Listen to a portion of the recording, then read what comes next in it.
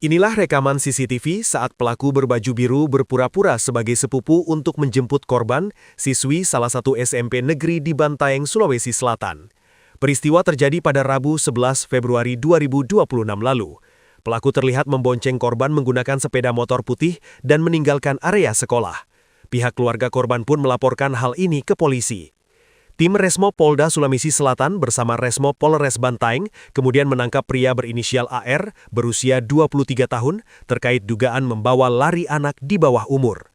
Bersama terduga pelaku, polisi turut mendapati korban berada di dalam satu kamar kos, Jalan Perintis Kemerdekaan, Kecamatan Tamalan Rea, Kota Makassar. Berdasarkan penyelidikan, korban yang masih berusia 15 tahun dijemput terduga pelaku dari sekolah dengan mengaku sebagai sepupu dan beralasan hendak bepergian ke Kabupaten Sinjai. Namun korban justru dibawa ke Kota Makassar. Terduga pelaku membawa korban tanpa sepengetahuan keluarganya dan telah dilaporkan ke pihak Polres Bantaeng sejak 11 Februari lalu. Selama berada di Makassar, korban tinggal bersama terduga pelaku di dalam kamar kos tersebut. Menurut Wadan Tim Resmo Polda Sulawesi Selatan, Aibda Wawan, terduga pelaku dengan korban berkenalan di grup WhatsApp hingga pemuda tersebut melakukan tipu dayanya agar siswi SMP ini bersedia dijemput ke Kota Makassar. Selama di Makassar, korban mengakui telah mendapatkan perlakuan kasar berupa tindak kekerasan seksual yang dilakukan terduga pelaku. Jadi kronologisnya pelaku menjemput di sekolahnya dengan alasan dia adalah sepupu. Kemudian dia berangkat ke alasannya untuk ke Sinjai. Namun setelah dilakukan penyelidikan, pelaku langsung ke wilayah Makassar.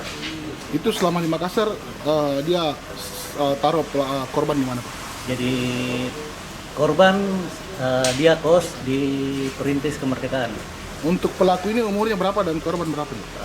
Untuk pelaku umurnya 23 tahun, sedangkan korban 15 tahun.